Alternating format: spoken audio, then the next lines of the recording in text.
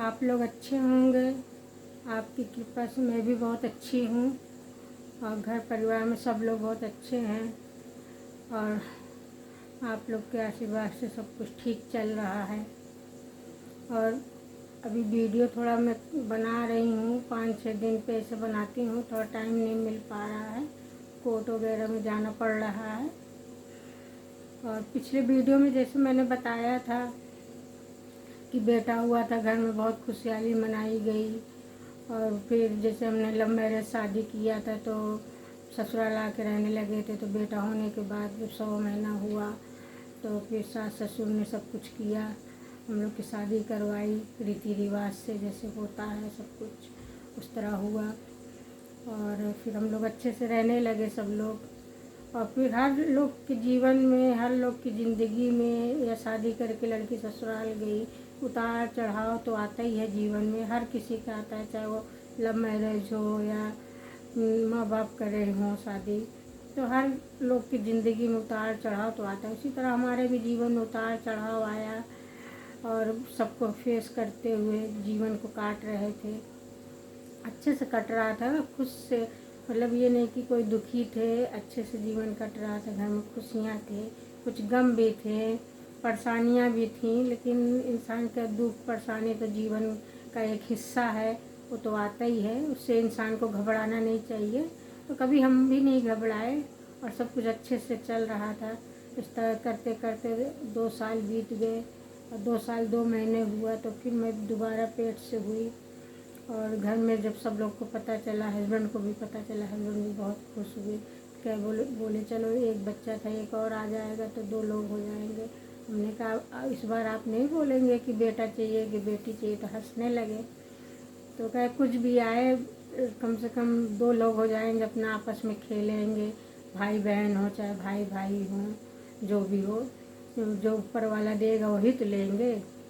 तो हम कहे आप उदास मत होइए, अपना दिल छोटा मत कीजिए, बेटा बेटी तो जीवन में यही 2 चीज़ आता ही है, चाहे बेटा आए चाहे बेटी आए, उसे तो कोई रोक नहीं सकता। लेकिन इस बार भगवान बेटी ही देगी, आप देखिएगा। तो कहे तुम्हें कैसे मालूम? हमको बस दिल अंदर से बोल रहा है, तो इस बार बेटी ही आएगी। तो कह रहे चलिए चलो अच्छी बात है, बेटी आएगी। और देखते देखते इसी तरह बीत गए 9 महीने और सब लोग बोलने लगे कि क्या कहते हैं, कब खुशी सुनाओगी, कब खुशखबरी सुनाओगी। तो हमने कहा कि अब जब आना होगा आएगा ही। इस तरह करते करते 9 भी महीना बीत गया, 10वां लग गया और बेटा तो मेरा हो गया था। 9 महीना 11 दिन हुआ था तभी बेटा हो गया था। तो सब लोग कहने लगे कि तुम दिन तो नहीं बिसर गई, ओवर तो नहीं हो गया। हम कहे पता नहीं, हमारे गांव में एक हैं, अभी कुछ दिन पहले उनका देहांत हो गया। घर मतलब मोहल्ले में सबसे एजेड थी। तो वो हमसे बोलने लगी, बउआ कहीं तू घोड़ी वोड़ी तो नहीं बंधी थी, कहीं उसकी रस्सी तो नहीं डाक गई, तो 11 महीने में बच्चा हो। तो हम हंसने लगे, हम कहे नहीं अम्मा ऐसी कोई बात नहीं है। और मोहल्ले में समझ लीजिए जो बहुएँ थीं, कुछ हमसे बड़ी भी थीं, मतलब सब मिला के 8-9 लोग हम लोग पेट से थे और सभी को लगभग हो चुका था और हम 2 लोग बचे थे और सभी को बेटी बेटी बेटी पूरे मोहल्ले में हुई थी। और फिर जैसे 10 महीना भी पूरा हो गया, 10 महीना 11 दिन लेके मेरी बेटी हुई थी। और फिर अचानक से ऐसे दर्द उठा और तब हमारे घर में मतलब दिवाली का समय था, तो घर में जैसे गणेश लक्ष्मी मिट्टी का काम होता है, हम लोग प्रजापति हैं तो मिट्टी का काम, तो हमारी ननद थी, उनकी शादी नहीं हुई थी। बार रोज़ हमसे बोले बहू ओ भाभी भीड़ है घर में, यानी काम धंधा कितने समय ज़्यादा वो है, मिट्टी का काम बहुत हो रहा है, रंगाई हो रही है, इतना ज़्यादा काम है घर में, तो तुम इतने काम के ही समय कोना ना पकड़ लेना। तो हम हंसने लगे, उनके तुम डरती हो ना, जो तो देख लेना जो भी आएगा इसी भीड़ में आएगा। और उस दिन धनतेरस के एक दिन पहले मेरा रात को दर्द उठने लगा। तब उसी गांव में जो बूढ़ी माँ थी तो उन्हीं को बुलाएगा, वो देखी मेरा पेट ओट और बोली कि अभी इनका 12-1 बजे रात को डिलीवरी हो जाएगी। तो फिर मेरी सास मेरे हस्बैंड से पूछी, बेटा बच्चा क्या करें, हॉस्पिटल ले चले गए। कहा नहीं, जब पहला बच्चा हॉस्पिटल में हुआ तो इसको भी हॉस्पिटल में ले चलो। तो फिर ले गए, 9 बजे भर्ती वर्ती किए और फिर 1:05 पे बेटी हुई। बृहस्पति का दिन था और उस दिन धनतेरस का दिन था। तो घर में वाकई लक्ष्मी आ गई थी और धनतेरस लक्ष्मी का दिन भी होता है, सभी लोग जानते हैं। और जब हस्बैंड को पता चला बेटी आई तो बहुत खुश हुए और पूरे हॉस्पिटल में लड्डू उन्होंने बांटा और सब लोग घर में बहुत खुश थे कि एक बेटा था, चलो एक बेटी आ गई। फिर छुट्टी नहीं कर रहे थे हॉस्पिटल में, एक दिन बीत गया था, घर में बहुत ज़्यादा रंगाई शुरू हो गई थी और यही मेरे हस्बैंड आँख वगैरह खोलते थे। तो मैंने महीन काम जितना भी मूर्ति में होता था सब यही करते थे और हॉस्पिटल में मुझे लेके थे। तो फिर जब आई मैडम, मतलब डॉक्टर आई राउंड पे, तो मैंने बोला, हमने कहा मैडम मेरी छुट्टी कर दीजिए, मुझे कोई परेशानी नहीं है, क्योंकि नॉर्मल ही बच्चा हुआ था, बड़ा वाला भी नॉर्मल हुआ था, अभी बेटी भी नॉर्मल हुई थी। तो हम कहा हमें कोई तकलीफ़ परेशानी नहीं है, आज दूसरा दिन है, आप छुट्टी कर दीजिए, मेरे घर में बहुत सारा काम है और बगल में ही है घर है, कोई भी परेशानी तकलीफ़ होगी तो हम तुरंत चले आएंगे। तो कह रहे कोई तकलीफ़ नहीं है। हम कह नहीं कोई, ठीक है शाम तक छुट्टी बना देंगे तुम्हारी। बहुत कहा सुन, मतलब बहुत वो मिन्नतें की हैं, तो फिर मैडम ने छुट्टी बना दिया था। तीसरे दिन हम लोग घर आ गए थे, घर में खूब खुशहाली मनाई गई। फिर दिवाली वगैरह हो गया तो फिर छठी वट्टी हुई और घर में सब लोग बहुत खुश थे। और हस्बैंड तो मेरे 15 दिन मोहल्ले में बाजा लगा दिए थे, स्पीकर उनके पास था, मेरे घर आई एक नन्ही पढ़ी, यही गाना पूरा 15 दिन उन्होंने बजाया। मोहल्ले में कई लोग कहने भी लगे कि बेटा हुआ था तो अशोक ने इतनी खुशहाली नहीं मनाई थी जितनी बेटी होने को मनाई। तो शुरू से ही बेटी चाहते थे। आज बेटे का हाथ भी नहीं पीला कर पाए, इस दुनिया से चले गए। इतने अरमान थे बेटी को लेकर उनके मन में कि बिटिया की शादी ऐसे करूँगा वैसे करूँगा, लेकिन भगवान को नहीं मंजूर था। कोई बात नहीं, लेकिन कि जो भी अरमान थे वो मैं पूरा करूँगी, अपनी बिटिया की शादी खूब धूमधाम से करूँगी। बस पता नहीं जोड़ा कहाँ बना है कहाँ बिछड़ा है, क्योंकि इंसान कहता है धरती पे आने से पहले ही जोड़ा बन जाता है। अब ढूंढ रहे हैं, देखो कहाँ मिलता है। और इस तरह ज़िंदगी कटती रही, बिटिया धीरे धीरे बड़ी होती रही। बीच में थोड़ा हस्बैंड का जिक्र किया, आ गई ऐसी बातें, याद आ गया तो जिक्र कर लिया था। बाकी वो तो हर वक्त मेरे दिल में है, मेरे आँखों के सामने हैं, तो कभी मुझसे दूर नहीं हो सकते। और फिर बिटिया मेरी धीरे धीरे बड़ी हुई, घर में सब लोग बहुत खुश थे।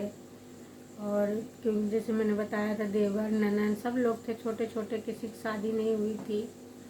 और फिर क्या कहते हैं, बिटिया मेरी 1.25 महीने की हो गई, क्योंकि मेरे बड़े बेटे का मुड़न नहीं हुआ था, क्योंकि ये हुआ कि तीसरे में लग जाएगा तब इसका मुड़न कराएंगे, और मैहर का मानता था और दूसरे में हो नहीं सकता था। पहले में कोई परेशानी आ गई थी तो नहीं करवाया था। फिर दूसरे में कई लोग कहने लगे, जैसे 2 साल 2 महीने का हुआ तो प्लान बनाने लगे थे कि चल कर इसका मुड़न करा देते हैं, अभी स्कूल में एडमिशन वगैरह कराना है। लेकिन दोबारा फिर से पेट में बच्चा आ गया। तो वही जो गांव में बूढ़ी माँ थी उन्होंने बताया कि ऐसा है कि जब बच्चा पेट में आ जाए तो कहीं भी नहीं जाना चाहिए, अब ये बच्चा जब आ जाएगा पहले इसका मुड़न हो जाएगा तब बेटे का होगा। तो हम लोग को मालूम नहीं था, लेकिन जब उन्होंने बताया तो हमने कहा ठीक है। फिर बिटिया हुई, बिटिया 1.25 महीने की हुई, तो फिर मैया लेके गए हम लोग। पहले बेटी का मुड़न हुआ, फिर बेटे का हुआ। फिर ननद भी साथ में गई थी, ननद तो ज़रूर ही जाएंगी भाई, बाल पकड़ना उन्हीं का काम होता है। और फिर मैयर होके आए, बेटे का और बेटी का दोनों का मुड़न हुआ और इसी तरह जीवन बीत रहा था। फिर ननद की शादी तय हुई, सब लोग बहुत खुश थे। ननद की शादी हुई और ननद और मेरी बिटिया दोनों बहुत अटैच थी एक दूसरे से, मतलब मेरी ननद बहुत बिटिया को मानती थी और बिटिया भी मेरी अपनी बुआ के पीछे पीछे घूमती थी। और जब उनकी बुआ की शादी हुई और विदाई होने लगी तो मेरी बेटी बाप रे इतना रोई, जाने ही नहीं दे रही थी बुआ को। और बुआ भी उनकी बहुत रोई। किसी तरह विदाई हुई। फिर 2 दिन बाद जब बुलाया गया और फिर उनकी जब दोबारा विदाई होने लगी तो बोली भाभी भेज दो रागनी को, यानी राधा को, घर में राधा बुलाते हैं, राधा को मेरे साथ भेज दो, मेरा मन नहीं लगता। तो हम कहे इनके पापा से पूछो भाई, ये तो पापा की अपनी दुलारी हैं, हमें तो कोई एतराज़ नहीं, इनके पापा बोल दें तो ले जाओ। तो अपने भैया से पूछी, कहीं भैया ले जाएं 2-4 दिन के लिए, फिर तो तुम आओगे ना बुलाने, क्योंकि होली नज़दीक आने वाली थी होली, तो होली पे फिर बुलाते भाई। तो बोले आओगे ना बुलाने भैया, तब फिर ये आ जाएगी साथ में। तो पहले तो कुछ बोले नहीं, तो उनके कुछ पूछ रही हैं अन्नू, तो हंसने लगे, बोले ले ना जा। तो बोले सही, कह रहे हाँ ले जा।